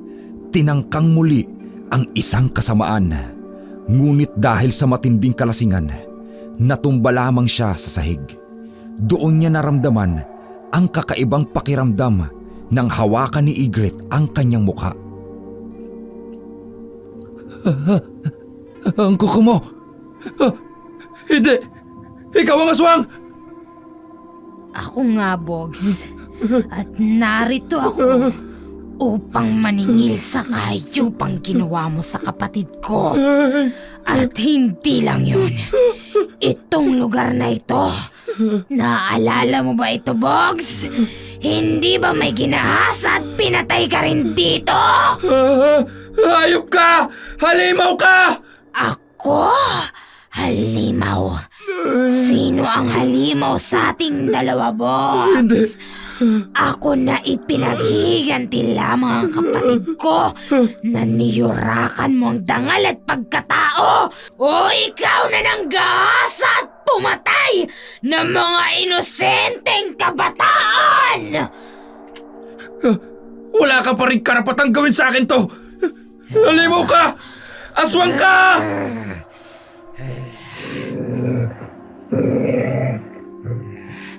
Nasa akin ang lahat ng karapatan, Box! Ang mga katulad mong manyakis ay hindi dapat binibigyan ng karapatan sa mundong ito. Isa kang salot na dapat mawala sa lipunan. Banta ka sa mga katulad naming mga babaeng gusto lamang mamuhay ng tahimik at malaya. Hindi. Unti-unting nagbabago ang anyo mo. Nagiging kang isang nakatatakot na halimaw. Hindi! Tatakbo ko! Hindi ako magpapalapa sa isang katulad mo, halimaw! Sa akin, Bugs! Magbabayad ka sa ginawa mo sa kapatid ko! Ulol! Anong magbabayad? Yun ay kung mahuhuli mo ako! Bibilisan ko po ang pagtakbo ko. Saan ka pupuntang lapastangan ka? Pinapit niya ako! Gamit ang matatalas niyang buko! Bumabaw na to sa aking kalamnan! Sinabi ko naman sa'yo, hindi ka makakatakas sa akin! Hindi na kita hayaang takasan ng lahat ng kasalanan mong hayop ka! Bitiwan mo ako! Ang sakit ng mga kuka mo! Nakabaon sa laman ka! Papatayin kita, Bobs! Pahihirapan muna kita bago kita tuluyang patayin! Panay ang sigaw ni Bugs, ngunit dahil malayo sa kabahayan ang naturang kubo, nilamon lamang ng dilim ng gabi ang bawat paghingi niya ng saklolo. Doon niya tuluyang naramdaman ang hirap at takot na pinagdaanan ng estudyanteng si Darlene sa parehong lugar. Ang lugar kung saan siya mismo ang naging halimaw. Iginapos siya ng mahigpit ni Ygritte. Bago nito inilabas mula sa kanyang bulsa ang isang matalim na kutsilyo, ang clever knife na madalas dalhin ni Bugs, at ang parehong kutsilyo na ginamit niya upang patayin si Darlene. Sa sobrang takot at kalituhan kanina, nakalimutan na ni Bugs na gamitin ang naturang sandata. Nanlaki ang mga mata niya nang biglang hubarin ni Ygritte ang kanyang pantalon, hindi dahil sa pagnanasa, kundi sa kaba at pagkatakot sa maaaring gawin ito. Ano gagawin mo? Kung ano man ang binabalak mo, huwag mong gawin yan! Ito ang ginamit mo, hindi ba? Upang pagsamantalahan ang mga inosenteng kabataan. Ngayon, ito rin ang gagamitin ko upang putulin ang kaligayahan mo! Hindi! Huwag! Hindi! Ang kaligayahan ko! Pinatol mo! Halimaw kang aswang ka! Ganito ang ginawa mo sa estudyanteng yung hindi ba? Ilaksak mo ako sa tiyan! Ito pa! Tama na! Ayoko pa mamatay! Takot kang mamatay! Yung mga pinatay mo! Naawa ka ba sa kanila? Nang magmakaawa silang huwag mong patayin! Di ba hindi? Kaya amanas na sila sa'yo! Patawarin mo na ako! Magbabago na ako! Bogs, papatayin na kita! Eto pa! At para sa finish mo ba ito? Itong batong to! Ihahampas ko rin ito sa ulo mo! Kagaya nito! Mamatay ka, Bogs! Sa sobrang galit ni Ygritte, hindi niya hinayaang may matirang buhay sa manyakis nilang kapitbahay na si Bogs.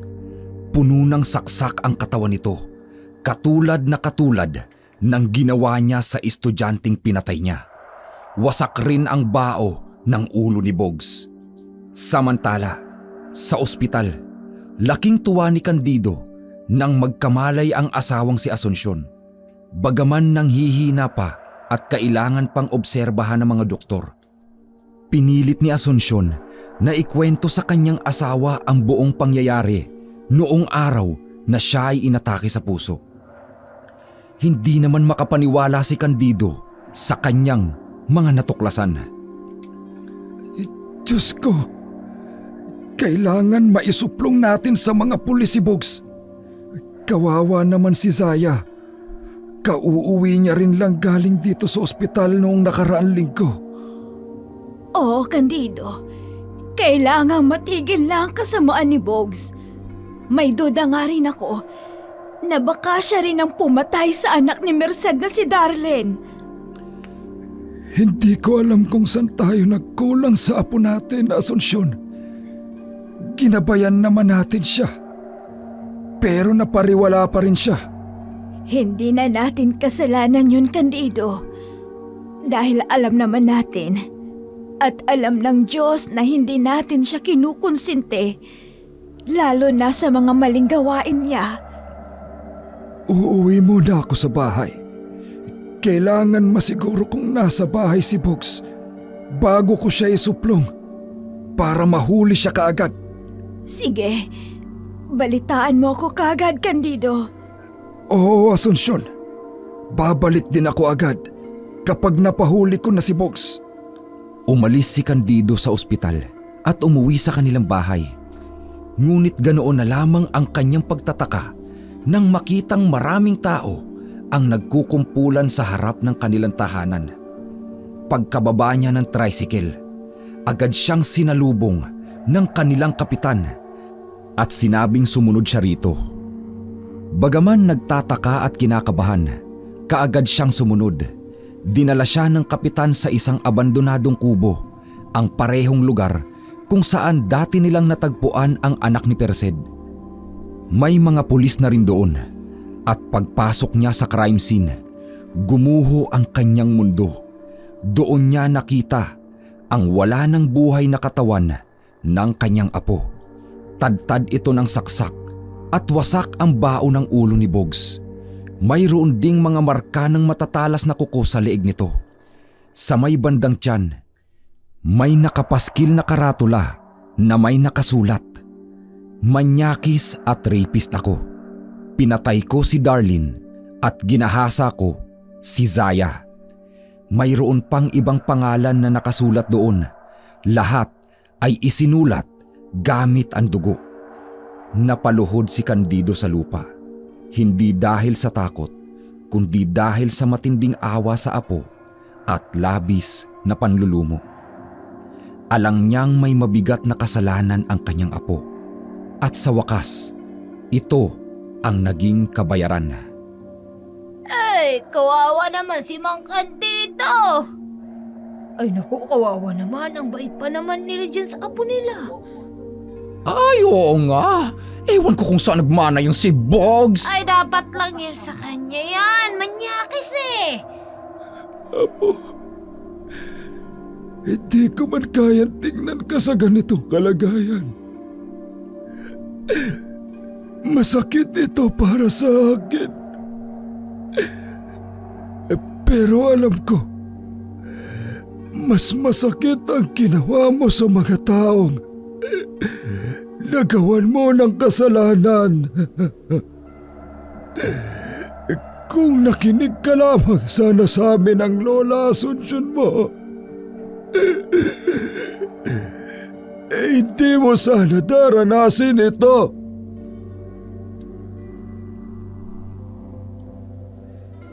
Umiiyak Umiiyak si Candido habang nakaluhod sa lupa.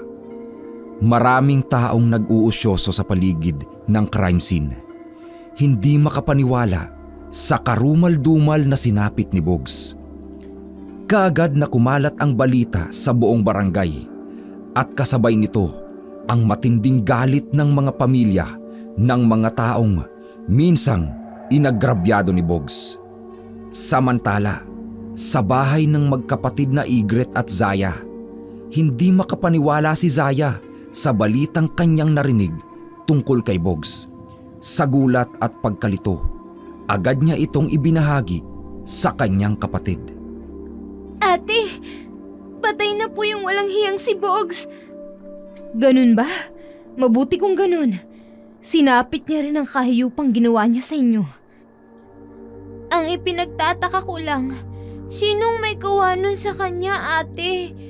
Brutal na brutal daw ang pagpatay. Tila labis ang galit ng pumatay. Baka isa sa mga inagrabyado niya, Zaya. Hayaan mo na. Ang mahalaga, nakaganti ka sa kanya. Ang mga katulad niyang manyakis ay hindi dapat nabubuhay sa mundo, ate. Isa siyang halimaw. Dinaig pa niya ang aswang na nambibiktima sa gabi ng mga mahihinang babaeng katulad natin. Tama ka, Zaya. At ngayong wala na ang manyakis nating kapitbahay. Malaya na ang mga tao rito na gumala ng gabi. Kapag mayroon pa ring lumitaw ng panibagong manyakis, tiyak kung alam na nila kung anong dapat gawin. Mag-ayos ka na, Zaya. Dahil aalis na tayo patungong Norway. Uuwi na lang ulit ako dito kapag mayroon ng bayar itong bahay natin. Opo, ate. Gustong-gusto ko na rin makaalis dito. Gusto ko nang kalimutan ang trahedyang nangyari sa akin. Pagkarating natin ng Norway, mag-counseling ka, Zaya. Salamat po, ate. Sabi ko naman sa'yo, hindi na kita pababayaan pa. Lalo na ngayong magkasama na tayo. Inayos ng magkapatid na Igret at Zaya ang kanilang mga kailangan dalhin para sa pag-alis patungong Norway. Samantala, halos wala ni isang nakipaglamay sa burol ni Bogs. Marahil ay dahil sa matinding galit ng mga tao sa kanya. Dahil dito, hindi na rin pinatagal pa ni Candido at ng kanyang pamilya ang burol. Agad nilang inilibing ang mga labi ni Bogs. Kinaumagahan, buong tapang at lakas loob na kumotok si Candido sa bahay ng mga Pereira. Mang Candido, ano po ang sadya mo? Zaya, alam kong hindi dapat ako ang gumagawa nito. Pero Tungkol po ba ito sa ginawa sa akin ng manyakis mong apo? Zaya, ako nang humihingi ng dispensa sa lahat ng kahiyupang ginawa niya sa iyo. Alam kong walang katumbas na sakit ang dinanas mo sa mga kamay niya. Impyerno po ang dinanas ko sa mga kamay niya. Pero tama po kayo. Hindi kayo dapat ang humingi ng tawad sa akin at magbayad sa kasalanan ng manyakis niyong apo. Pero wag po kayong mag-alala. Hindi po ako galit sa inyo ni Aling Asunsyon. Hindi po kayo ang may kasalanan sa akin, kundi ang hayop niyo pong apo. Alam ng ating Panginoon, Zaya, na kung nalaman ko lang kaagad ang mga kahayupang ginawa niya, ako mismo ang magpapadampot sa kanya sa mga pulis. Si Asunsyon nang nakatuklas ng lihim niya, dahilan ng muntikang pagkamatay niya. Ano ho? Hindi makapaniwala si Zaya sa mga sinabi ni Mang Candido, maging si Igret. Natahimik na lamang na nakikinig sa usapan ng dalawa. Ay hindi rin makapaniwala sa kabuktutan ni Bogs, lalo na sa kabila ng kabutihan ng lolo at lola nito. Ilang araw ang lumipas lumipad na patungong Norway ang magkapatid na Ygritte at Zaya. Hindi ipinagtapat ni Ygritte sa kanyang kapatid ang buong katotohanan sa likod ng pagkamatay ni Boggs. Wala ring kaalam-alam si Zaya na ang sariling kapatid ay isa ng aswang. Si Ygritte ang sumalo ng mutya ng pagiging aswang mula sa kanilang lola bago ito pumanaw. Ayaw na ni Ygritte na madagdagan pa ang trauma at alalahanin ng kanyang kapatid. Sa ngayon, naninirahan na sa ibang bansa ang magkapatid. Nasa France si Zaya at doon nakabase, habang si Ygritte naman ay palipat-lipat ng bansa dahil sa kanyang trabaho. Hanggang dito na lamang ang aking sulat, Dark Shadow. Nagmamahal, Ygritte.